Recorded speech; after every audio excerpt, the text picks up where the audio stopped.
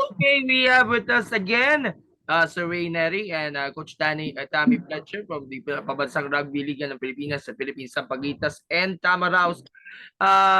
During the break, sorry for the long delay, we have talked about the funding of the PSC. I hope there will be a follow-up on this, and we do hope that you've been included in the 2024 budget of the Philippine Sports Commission. The needed funding, but earlier last year, the Philippine National Rugby League is also being formally recognized as the member of the Philippine Olympic Committee. And of course, as I said, they are working into inclusion into the NSA roster, the PSC, which is definitely a big boost for the development of the sport. And it needs to secure funding from the government to help and to support the programs, especially in our local grassroots programs. Survey. Can you tell us more about it? Yeah, that's correct, Gab. So the grassroots activities there, domestically is a key component of growing and developing the sport for the Philippines. In major competitions, so like the World Cup,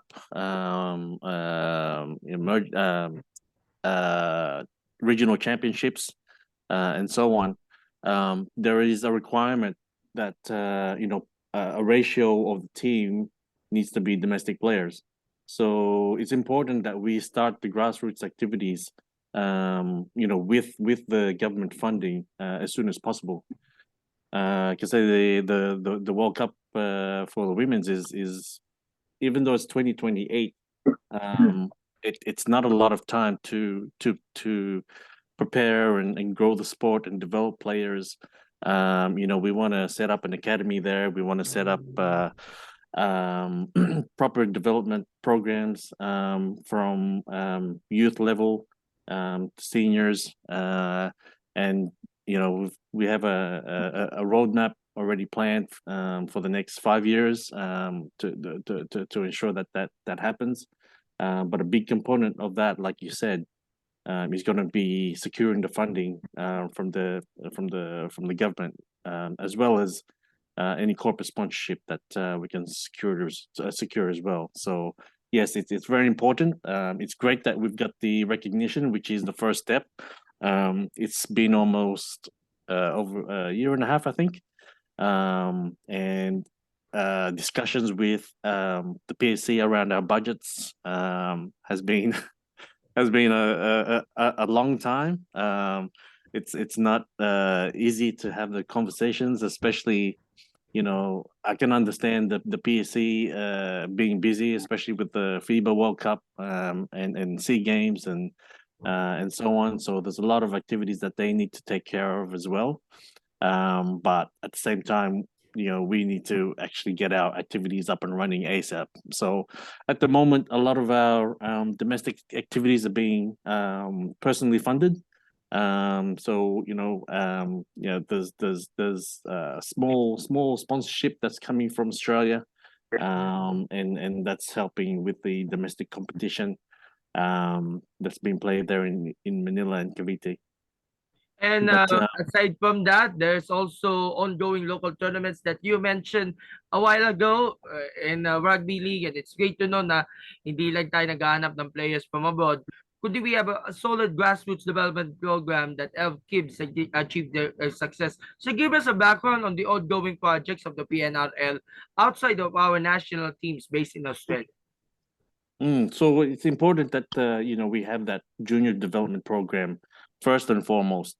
To say that the junior development program is actually part of the requirements for our next level membership with the federation, and having that junior development program running and introduced to the education system there.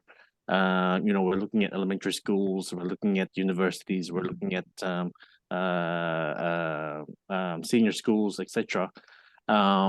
To be able to push that program out and start from there, because you think about it yourself. You run the program in the school, or within straight away you've already got 10,000 participants taking part in the junior development program.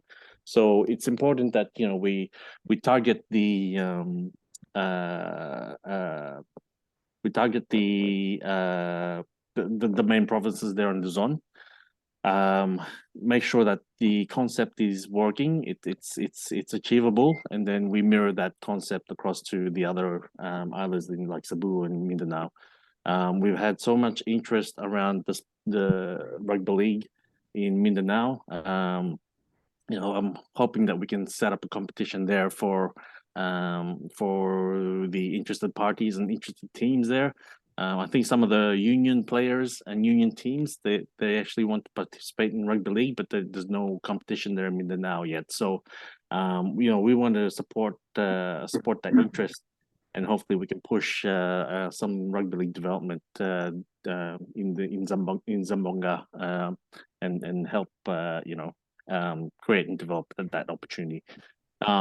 But yeah, so the junior development program is an important one. I think that's the first one that we need to really focus on and kick off, and then the rest we need to think about and follow, and hopefully that with the junior development program we run that yearly. And then also we have an elite. We're going to have an elite player program that our head of domestic development coach Mark Libras is actually also working on. And the program will be hosted in Bel Air, which in Aurora. So it's a bit far away, but we had our international game against Japan there, and the facilities for rugby league there are fantastic. We thought this is a really good opportunity to develop the sport in a place that I think they're really crying out for sports activities. And if we can have the academy set up in Bel Air, it's a nice little destination spot as well for the players. Then we can hopefully develop some elite players coming out of that academy, which in turn will be able to participate into the national team. And we want to make sure that they're getting the right training, the right fitness, diet, everything that wraps around an elite player. So it's not just the skills or the fitness. It's mentally, physically, and like I said, the diet and the whole lot, the whole package. So it gives the players an opportunity as well to be able to represent the country, but also perhaps they can also represent one of the teams here that we put together to play in Brisbane. So it'll be a different kind of like it'll still be an Asian team that they play, but it's an international team. It's outside of the Philippines, but it gives them opportunity to travel overseas and play with other Philippine teams. Okay, for my last question before we wrap up. Recently, we have the Pilipinas and the Blue Girls riding to success in the international scene, and we have hopefully another national team to follow soon. And we do not also forget Aiden Diaz Olympic gold victory 2 years ago. So, what are the reflections from these greatest achievements of the Pinays in the women's in sports internationally, as we go along to a much better showing, not just for the Sampaguitas, but also for the Tamaraos as well, as we preparing for the World Rugby World Cup in 2029. I'll start with Coach Tam. Yeah, just the exposure with women in sport in general. Like I know we're a smaller side of the Asian nations as well, but in Southeast Asia we're quite large. But just I think a great achievement for us to step into the World Cup, especially if we were to represent rugby league in the World Cup on that stage. I think we're in great contention to be the first Asian nation to do that as well. So we cross a lot of boxes there. We're ticking a lot of boxes. I mean, we're women in sport. We're the first nation to do so. I think we've got a lot to work forward to, and I think it's going to be a fantastic honor if we do reach that achievement. Okay, Coach Ray. Coach Ray. Yes, sorry. Yes.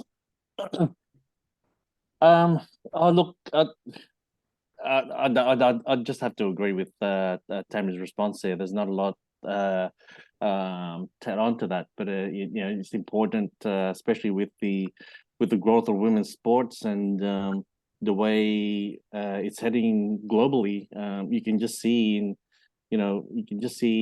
on television, on social media, and on the internet that we didn't have this much attention in women's sport 5-10 years ago, and now especially with the Women's World Cup that's currently happening right now, the FIFA World Cup, it's getting so much attention here in Australia. I'm sure it's getting FIFA are doing a good job giving it its attention across the world, and a lot of sports are following that model as well. So to have the Sampaguitas represent the Philippines in the Rugby League World Cup would be enormous.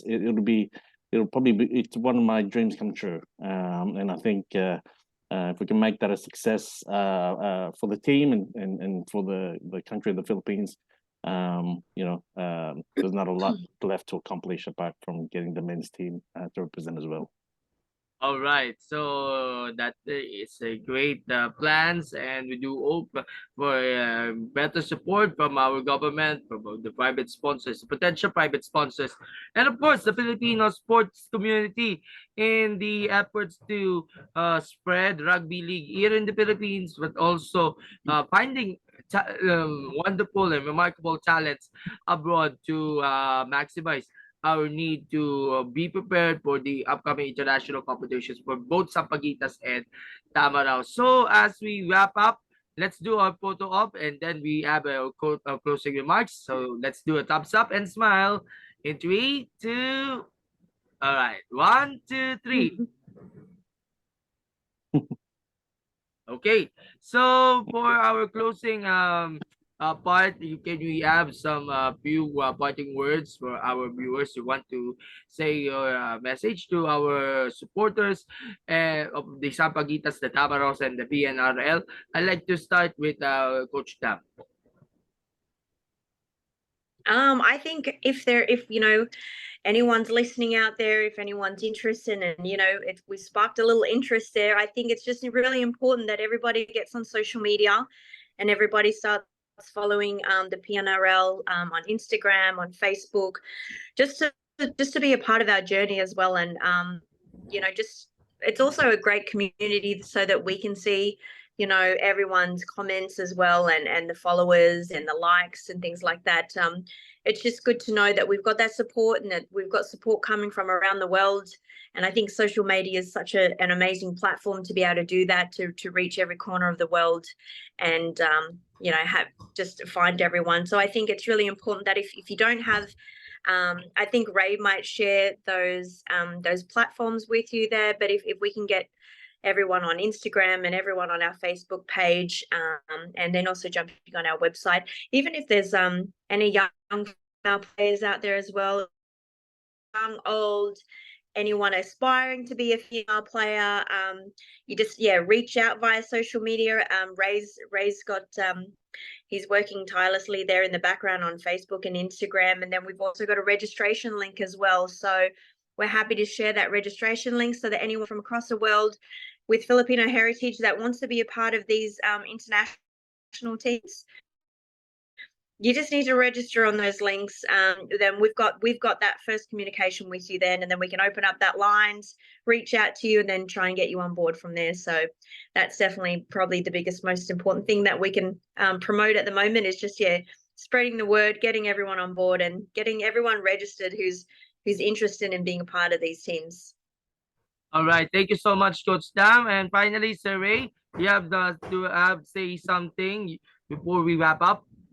Yes. So again, I'd like to thank our current supporters and followers on social media and just with the Tamaraos and this Sampaguitas team as well.